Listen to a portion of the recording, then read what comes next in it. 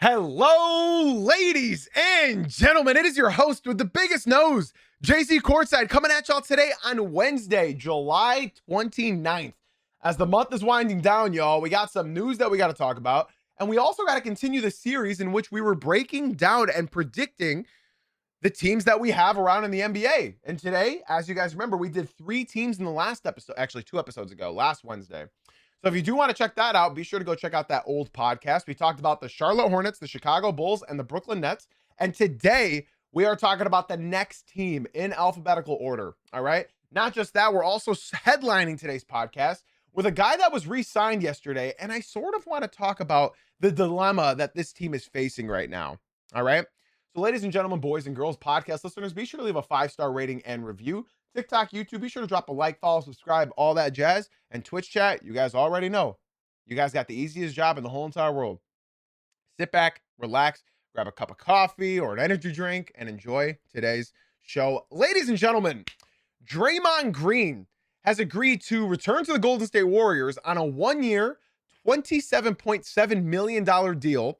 And of course, his agent, Clutch Sports CEO, Rich Paul, as we all know, the contract is the same Green opted out of to give the Warriors flexibility to pursue LeBron James. But because they didn't get LeBron, that was their only plan this summer. So since that fell through, they just went ahead and said, here you go, Draymond. Thanks for trying. Now, I got a lot of avenues I got to talk about, okay? My number one being, yes, we know this is an overpay. Yes, we all can agree to that. Draymond Green was overpaid. Why did they give it to him? Well, chat, believe it or not, loyalty is still a real thing in the NBA. If they don't give Draymond this contract, that rubs Curry the wrong way. That rubs Iggy the wrong way. That rubs all of the legends. I mean, Curry is your best player in franchise history. If he wants Draymond there, you keep Draymond there. And yeah, that sort of limits their ceiling. But at the same time, Draymond has done so much for this franchise. There's no way he was going to just walk away and they weren't going to offer him the same amount of money that he turned down in the process of trying to pursue for LeBron James. Now, I would like to say Draymond sort of told us all of this 2 months ago. If I know you guys probably don't listen to the Draymond Green show, but on Draymond's podcast, he answered a question about whether or not the Warriors are going to remain competitive and contend for a championship. And he said his goals, like, yeah, they want to be good, but being good now versus being good 4 years ago when they last won, they're very different. And they have very different expectations in the NBA now. So he said themselves, they don't have any championship aspirations. They're just going to try to be the best they can. That's what he said on the podcast a month and a half ago. That's what this deal tells us now. So for those of you who are saying Curry's going out sad, what other way did you see him going out? He's been with one franchise his entire career. I'm not buying the Brooklyn trades. I'm not buying the Charlotte trades. Is Charlotte somewhat realistic? Sure. He was raised there. He grew up there. He went to college here. He turned Wake Forest into a big school. His dad is obviously a legend. I'm saying legend lightly for the Charlotte Hornets. So do I think that Charlotte is a possibility? Yeah, maybe. But are any of us surprised by this? Draymond literally warned us that this is what they were going to do. Draymond said being competitive now is a different sort of competitiveness as it was 4 years ago. Sorry, I said Wake Forest, Davidson. Yeah, sorry, Davidson. I don't know why I said Wake Forest. Thank you for correcting me. So when Draymond just warned us that they're not really going to be competitive like they were, I don't think any of us were expecting anything different. Now, as far as Curry going out sad, I would like to mention that. Is this any different than Kobe? Kobe went out sad. Nobody really remembers the last 4 years of Kobe Bryant, but I do. Some of you guys should. He did go out sad. They tried with Steve Nash. They tried with Dwight Howard. They tried mixing that roster up. And by the end of that tenure for Kobe Bryant, You really couldn't, if you weren't a basketball sicko, you don't know the guys around him. I believe that roster still had D'Lo and Julius Randle. Um, and then, it's not so different than it is Dirk Nowitzki. I was talking about this in my Discord chat, or in my Discord channel yesterday. These legends that play with one team for their entire franchise, this is the price that you pay.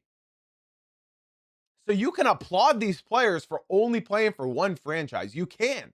I want Cade Cunningham to be a Piston for his entire career. But sometimes that's just not how it works. These are the sacrifices that you get by being loyal. It's by going through forgettable rosters. It's by going through your tribulations and trying to figure out what we are by the time I retire here. And some people will applaud Steph Curry into doing this, and some people will say, dude, what are you doing? Do I think the Warriors are going to be a competitive roster next year? Yeah, I think they're going to be a lot of fun to watch. Do I think they're going to be contending for a championship? Absolutely not. To be frank, and I don't want to do my predictions for the Warriors just yet because we're not doing them in this episode, but I will. They're going to be a play-in team again. In fact, they could fall outside of the play-in. We haven't heard anything about Jimmy Butler. He's still recovering from an ACL injury. Steph Curry's going to get hurt throughout this season. He does every year. We all know this is going to happen. They got a great young player in Yaxel from the University of Michigan. I think he's going to have a role on this team. Do I think that they're going to make the play-in? Yeah. Do I think they're going to make the playoffs? No, I don't. I think the West is still extremely tough. And with Jimmy Butler hurt, none of us really know when he's going to come back. My assumption, when did Jimmy get hurt? That I can look up really quickly. Jimmy Butler ACL date. Let's see when he got hurt. He got hurt on February 9th. ACL typically takes about 9 months. He could return this year, but because of his age, I'm somewhat expecting January. New calendar year. I think he's going to return then. So do I believe that this is how the Warriors want it to go out? Absolutely not. But here's the issue, chat. You cannot trade Steph Curry unless Steph Curry says, trade me. I'll be honest with all of you. This is pretty generic information. So in case you don't know this, this is probably going to be new to you. But the Warriors wanted Curry to leave 3 years ago. The year after they won in 2022, they wanted him to leave. They wanted Steve Kerr to leave. They wanted Draymond to leave. They pushed Klay Thompson out and he left. They got 1 out of the 3 gone, but they wanted Draymond, they wanted Steph, and they wanted Steve Kerr all to be gone. The issue with them doing this is because you guys are aware with them not making moves at the deadline, them not making moves in free agency, them not making moves in the offseason. It's because they know this roster is done. They know this core can't win again. So they don't want to, let's say, put bandages on an already broken team like Jimmy Butler. They didn't want to do that. Like Sabonis. Do you remember all those rumors? Hey, Warriors fans, you guys remember all the Lauri Markkanen rumors? The reason why none of these came true is because they simply don't want to keep feeding an already depleted core. So with this team, with the salaries on this team, if the question is, Jay-Z, why do you think they want him to leave? It's because they want to start new. They do. Steph Curry, Draymond Green, and Klay Thompson made this organization 10 times more valuable. If the Warriors sold today, are you trying to tell me they're not up to 10 to 15 billion dollars in value? He turned this franchise from 500 million easily to 10 to 15 billion dollars. So yes, are they appreciative of them? Absolutely. They own their livelihoods to them. But for people who think that they didn't want them to leave, I'm sorry, but you're a little bit delusional here. Curry, Draymond, Klay, they wanted them gone years ago. And when that didn't happen, now they're just sticking bandages on an already broken product. If you guys are going to ask me next, Jay-Z, what do you think the Warriors are going to do? Well, this website hasn't updated just yet, but according to the salaries marked on here, and you guys can correct me if I'm wrong, They're in the first apron now after re-signing Draymond Green. This Warriors team that is at best a play-in team, they're in the first apron. They got Curry on 1 year left. They got Jimmy on 1 year left. He's not coming back until January, probably. They got Tingus Pingus, who will play 10 games, 15 games in the regular season. They got Moses Moody, who obviously didn't pan out. They got Al Horford, who's 67 years old. They got Jax Landenborg. That's a great pickup. Great draft pick. They got Pods. I don't need to say anything about him. They got DeAnthony Melton. Need I continue? Guy Santos, Charles Bazzi, Will Richard. They wanted this team to evaporate years ago. Can I ask my Warriors fans in the chat, specifically those of you who are in the Twitch stream, shout out to Chris for leaving the TikTok and coming through to the Twitch stream. I want to speak directly to my Warriors fans right now. This is somewhat like my Bucks fans I was talking to a year ago. Hey, Warriors fans, if you guys were to choose to have Curry this season or to trade Curry this season, which would you do? Obviously, I know one answer hurts you, but you know you don't have championship aspirations. Are you guys ready to move on and build anew? Get value out of Curry and build anew. Rebuild, send him somewhere he wants, and just move on. You're not going to win. Okay, so my one Warriors fan in the Twitch stream said, no, keep Curry until he retires. Okay, I respect that. Nikki said, trade so he can ring chase and we get picks. I honestly don't understand why you wouldn't pick the latter. I think anybody under the age of 18 would probably say keep Steph Curry. I think anybody that understands cap space and the second apron and draft picks and value and rebuilding. When I was a kid, I wanted to sign Rodney Stuckey to a max contract because I loved him. I didn't want the Pistons to trade Chauncey Billups. I didn't want the Pistons to lose Ben Wallace. But unfortunately, ladies and gentlemen, if you can't trade Curry unless Curry says trade Curry. So I completely agree with that. If Curry doesn't want to be traded, then obviously you don't trade Curry. But if he did come up to you and say, I would like to be traded, I think if I were the manager, if I was the ownership, I would get on the phone and call all 29 other teams because I'm trying to rebuild. I'm trying to build anew. I'm trying to look towards the future.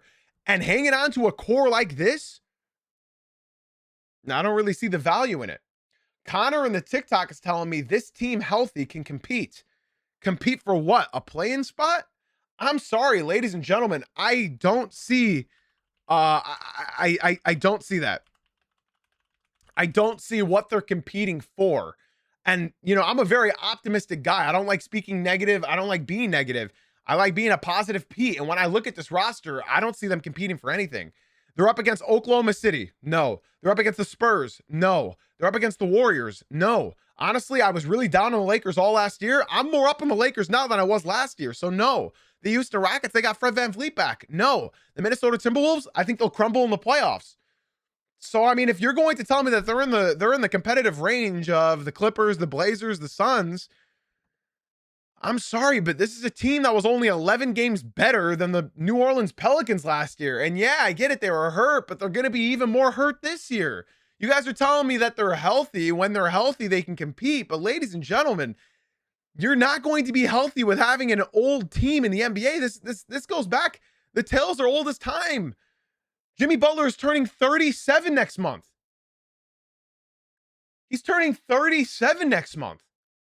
Temper your expectations. Steph Curry is turning what? 38? Steph Curry is 38. There's a guy in the TikTok that said he's a Pistons fan talking about playoff basketball. Yes, I am a Pistons fan. And yes, I'm talking about playoff basketball. And right now, that doesn't have anything to do with this conversation whatsoever. You think that you're spitting over there, but that's why you're in the TikTok chat and not in the Twitch chat. So TikTok, if you guys would like to get away from idiots like that, be sure to come through to the Twitch stream. That's Jay-Z Uncut on Twitch. I'm not here insulting anybody. I'm here talking about basketball. So Six Pass, thank you for the follow on Twitch. I appreciate you very much.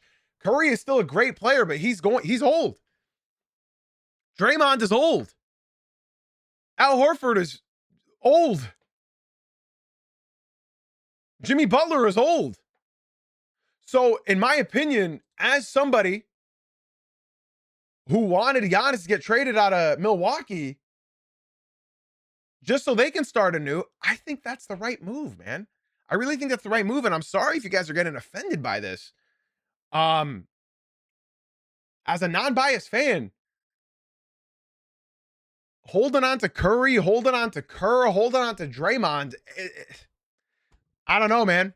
I don't know. So the question is, what are the Warriors doing? At this point, it's just to sell tickets.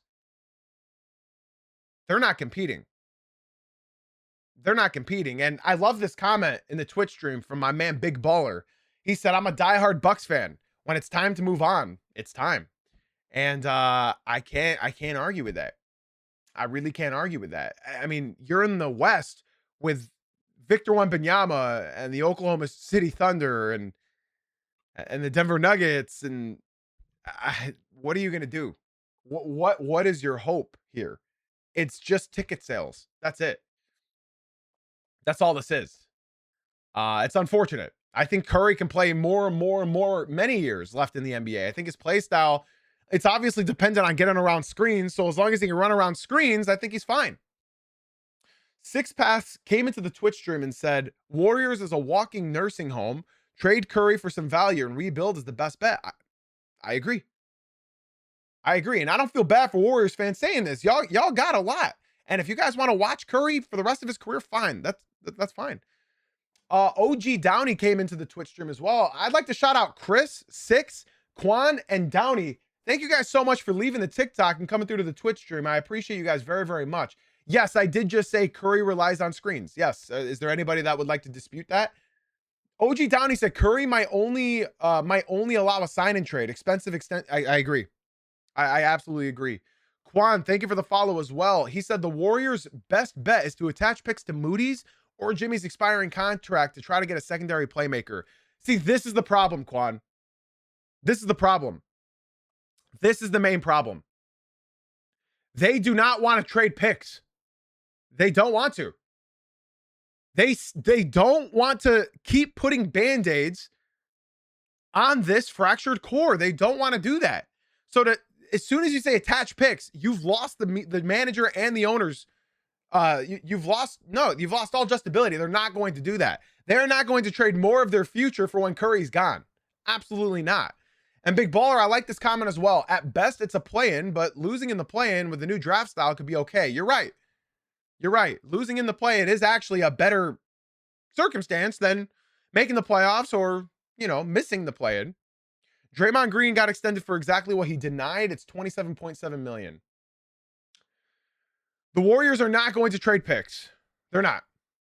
So for everybody that has any questions or concerns on this, feel free to come through to the Twitch. We can talk about it more later on, but unfortunately we do have to move on.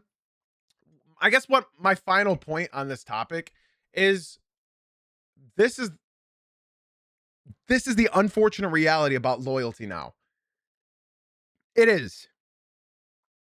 It's very difficult to stick with a team and have nothing but ups and ups and ups and ups. You're going to have ups, you're going to have downs, then you're going to have the completely... We don't talk about Kobe's last 4 years.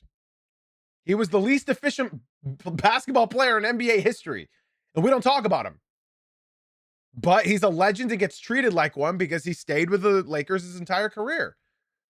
Dirk Nowitzki didn't have that ugly of his last few years, but he was missing the playoffs. He was missing the playoffs every single year. Not everybody can have a Tim Duncan career. Not everybody can have a Magic or, those kinds of styles of careers.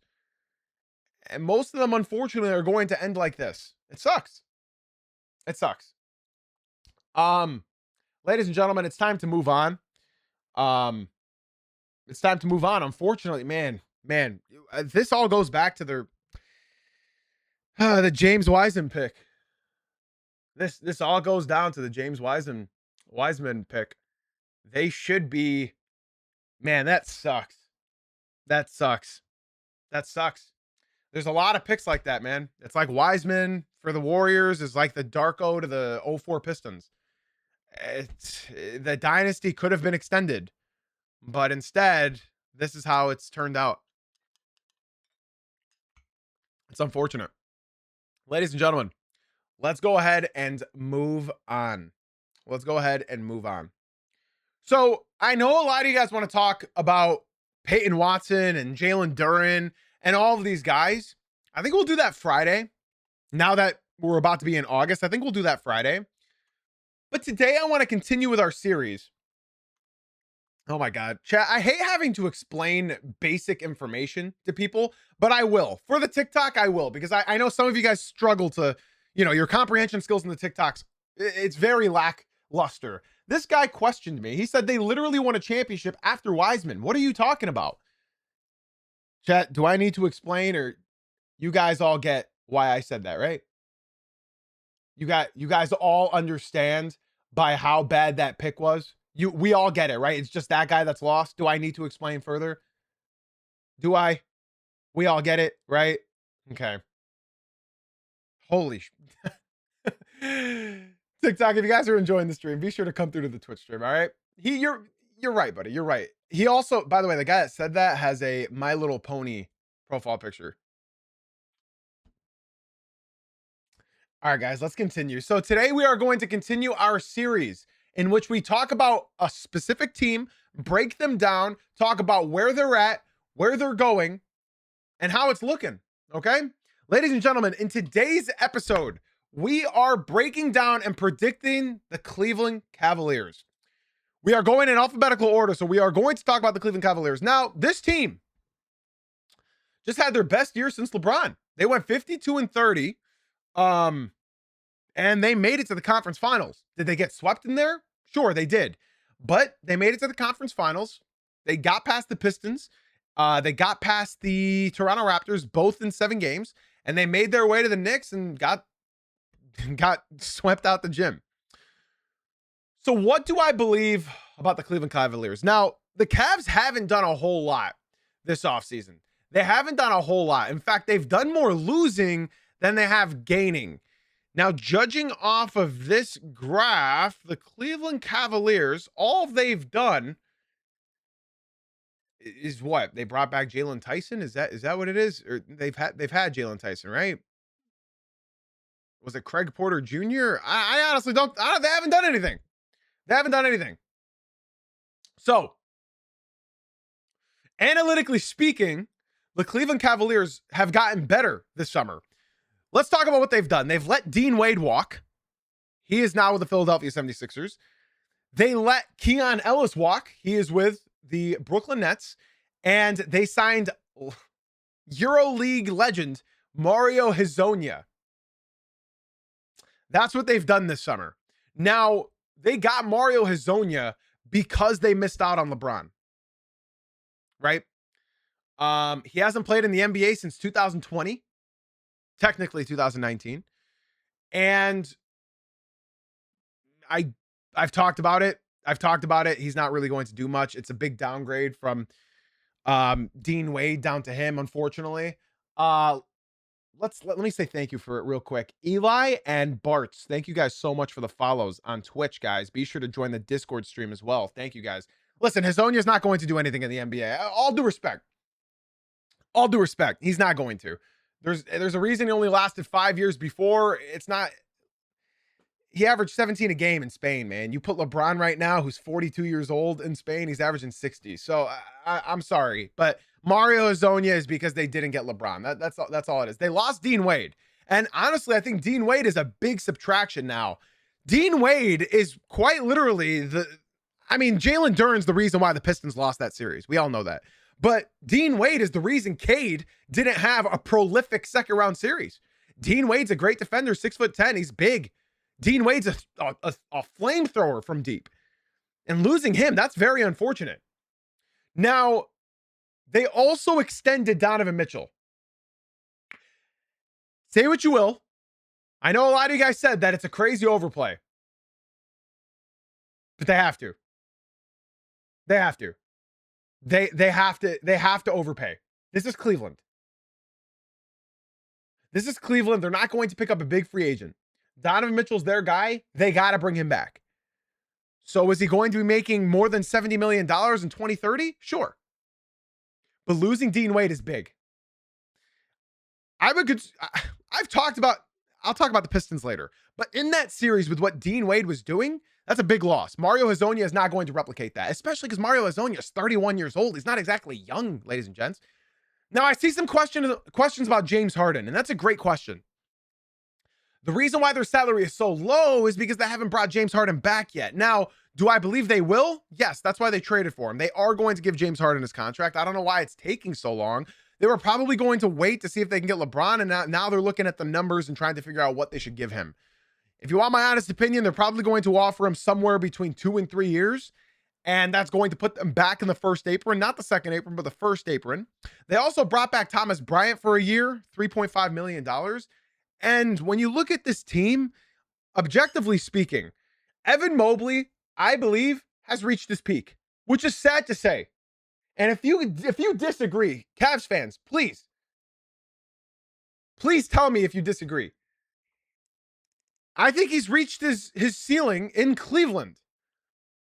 Do I think he can be better elsewhere with a different role? Yeah. But I think he's reached his ceiling in Cleveland. He's not the number one. He was supposed to be the number 2, but he's not. And at times last year, he was barely the number 3. And that is also a great point. In 2028, Donovan Mitchell and Evan Mobley will be making 70% of their cap space, which that's tough. That's very tough. Now, I talked about this already. I think the only way this team can improve is obviously getting off of Jared Allen and Max Strus. If you don't think that is going to get them past that wall, then there's nothing else you can really do other than attach picks to Evan Mobley or something, because that contract is huge. That contract is huge. Do I think Evan Mobley's a great player? No. Do I think he's a good young player? Yeah. Do I think he's a great defender? Absolutely. But if his cap is being a number 3 guy, this is not number 3 guy money, ladies and gentlemen. What did I tell you guys about paying guys top 10 money when they're not even a top 20 player? Does anybody think that Evan Mobley is a top 10 player in the league right now? Does anybody believe? Just quick answers, yes or no. Does anybody believe Evan Mobley is a top 10 NBA player? I'm just going to assume that all of you guys are going to say hell no and no. Okay, do you guys believe he's a top 15 player? Do you have to think on it, or is it still hell no? I'm seeing more no's. Okay, do you guys see Evan Mobley being a top 20 player in the NBA? Okay, I still see resounding no's. Then why is he being paid top 10, top 15 money? You can't do that anymore. We just saw with Jaylen Brown, who I think we can all agree is a top 15 player, right? Jaylen Brown's a top 15 player, right? At the bottom of the barrel, he's at least Jaylen Brown, a top 15 player, while he was being paid top 5 money.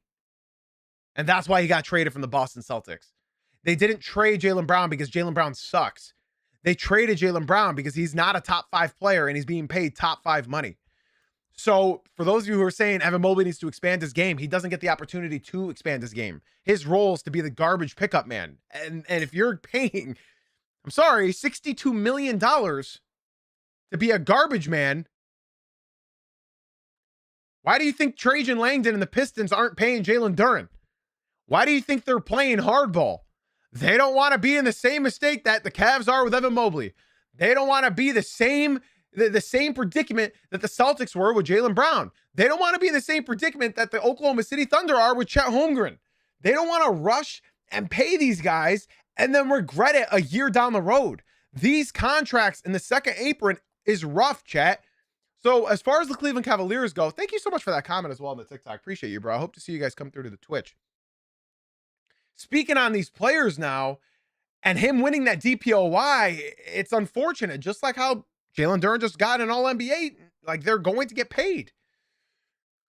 So if I'm going to go ahead and talk about what the Cleveland Cavaliers are going to do, can we have a real reflection here and think, is this team better than last year? Now let's talk about player progression. Is there any guys that you see progressing next year? Any guys on this roster you think you see getting better? I don't think Donovan Mitchell is going to get better. I think he's great as is. Evan Mobley, he's not going to get better. Not with the role that he has. Jared Allen, he's not going to get better. Max Strus, he's not going to get better. He'll play more, but he's not going to get better. Dennis Schroeder, he's not going to get better. Sam Merrill, Jalen Tyson. I think you can argue Jalen Tyson, but Jalen Tyson looked horrible last year. If I'm being honest, Jalen Tyson couldn't even get playoff minutes. If he wasn't getting playoff minutes, then it's kind of hard to like look at next year and be like, hey, can you mature? Who knows? So my point being, if you are strictly relying on running this exact lineup next year, yeah, I remember he was getting really pissed off at Tobias Harris. I'm talking about Jalen Tyson. He lost his cool in the playoffs. That's why he couldn't get minutes. If I'm looking at this roster, objectively speaking, they got worse. They got worse. They lost Dean Wade. Say what you will. Dean Wade was very important defensively to this team. He was very important. He was their best defending wing. Dean Wade is a good player. He's going to be a seventh man in Philly. And imagine having Dean Wade as a seventh man. So, do I think they got significantly worse? No. I think they got marginally worse. Marginally. And that's okay. They are bringing back James Harden, absolutely. So they are, and this is the biggest problem at hand. The reason why Harden and Mitchell didn't look horrendous defensively is because they had Dean Wade there. By losing Dean Wade, Donovan Mitchell and James Harden are going to look very compromised as their backcourt defending duo because neither one of them defends. Neither one of them. Losing Dean Wade is bad, man. It's bad. So do I think they got marginally worse? I think marginally is the right answer here. I'm definitely looking at marginally. Now, if I'm looking at the standings, because as you guys know, I gotta go over the standings and just predict them. I'm not going to go over it and like that in depth, but just rough looking at it. I'm gonna go ahead and say the teams that I think in the East are still better than the Cleveland Cavaliers. All right. So up first, we have the Detroit Pistons. Do I think they are better than the Cleveland Cavaliers? The Pistons lost in 7 games to the Cavs. I think if Jalen Duren was injured and out for that entire series, the Pistons win. It doesn't go 7 either. That's how bad Jalen Duren was. We've never seen an all-NBA player go from that good to that bad. So between the Pistons and Cavs, I think with Duren, if Duren is hopefully better, I do have the Pistons being above the Cleveland Cavaliers. I do. Record-wise, power rankings-wise, talent-wise, I do have the Detroit Pistons because at least with the Pistons, you can still see internal development happen. The Pistons lost in 7 to the Cavs, and that is with Jalen Duren being absolutely detrimental to this team. The fact that your third string center outplayed your starting and backup center is embarrassing. They lost Tobias Harris. We're not talking about the Pistons now, but yes, John Collins is a better option than Tobias Harris was for the Pistons, as well as because Tobias was getting 1 year older. So I do have the Pistons better than the Cleveland Cavaliers next year. I really do. The Boston Celtics. Yeah, I do have the Boston Celtics above the Cleveland Cavaliers. I do. I think the Mitchell Robinson pickup is great. I think Neemias Queta is only going to improve. This team lost Jaylen Brown, and instead, now they have Paul George and Jason Tatum. Do I think they're going to win more games than the Cavs? Maybe not. Actually, you know what? I do. I think the Celtics are going to be still a 50-plus win regular season team. I don't think they'll be as good in the playoffs. I do not think they'll be as good in the playoffs. So, yes, I do have the Celtics above the Cleveland Cavaliers as well. The Knicks, yes, I have them above the Cavaliers without even thinking. The Toronto Raptors with Kawhi, I have them above the Cavs. The Atlanta Hawks, no. I still have the Cavs over them. The Philadelphia 76ers, I got Philly being the second best team in the East. So, yes, they're better than the Cavs. The Miami Heat, God damn, the East is loaded next year. Oh my God, the East is loaded. The Miami Heat or the Cavs. Matchup wise, the Cavs would kill them. But I'm talking just objectively, not matchups. Matchup wise, with Jared Allen and Evan Mobley on Giannis and Bam, there's no front court in the East that would defend them better. Wow, that one is tough. That one is tough. Do I have the Cavs better than the Heat next year? That's tough, man. Honestly, I gotta think. I think the Cavs are better. Do I think the Heat have a higher ceiling? Yeah.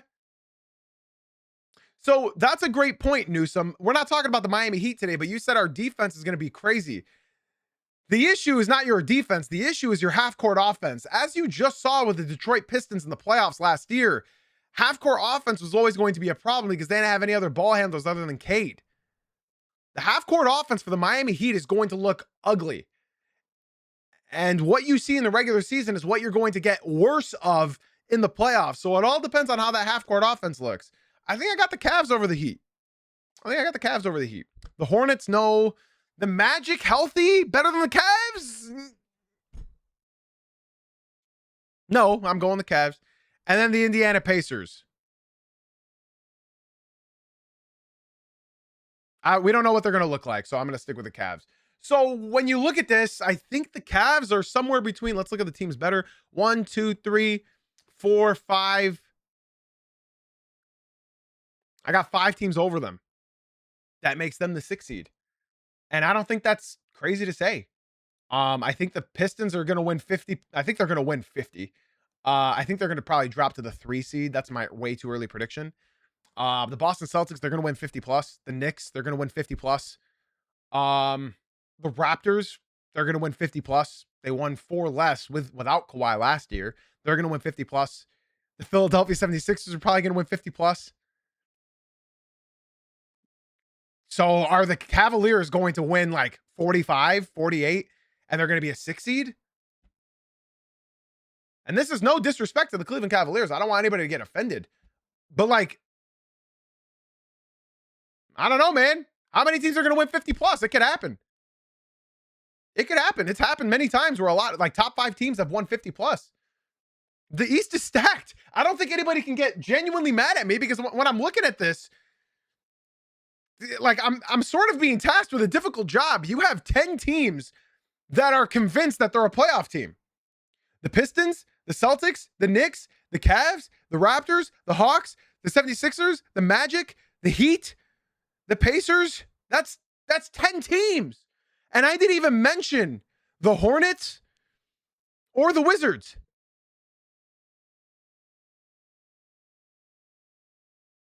So I don't know, man.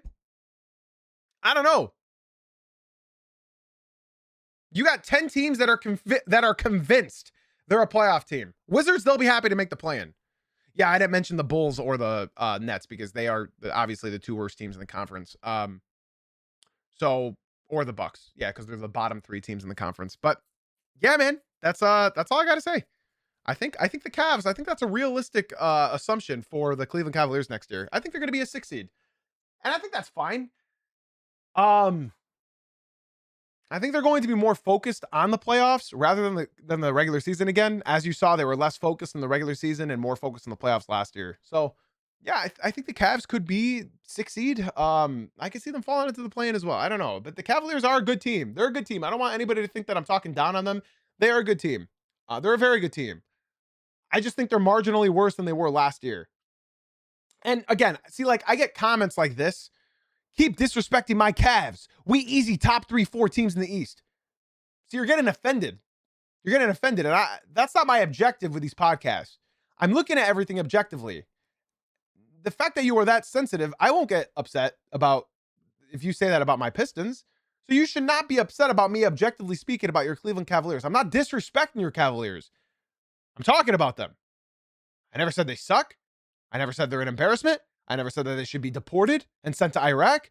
All I said was, I think they're going to be a 6 seed. They're going to be a good team, but the East is stacked. So get out of your feelings. And please understand, we are talking hoops. Ladies and gentlemen, boys and girls, that is all I have for today's episode. I want to say thank you all so very much for hanging out on the Twitch stream, for hanging out on the TikTok. Those of you who watch the podcast on Spotify, Apple, and YouTube, be sure to leave a 5-star rating if you enjoyed.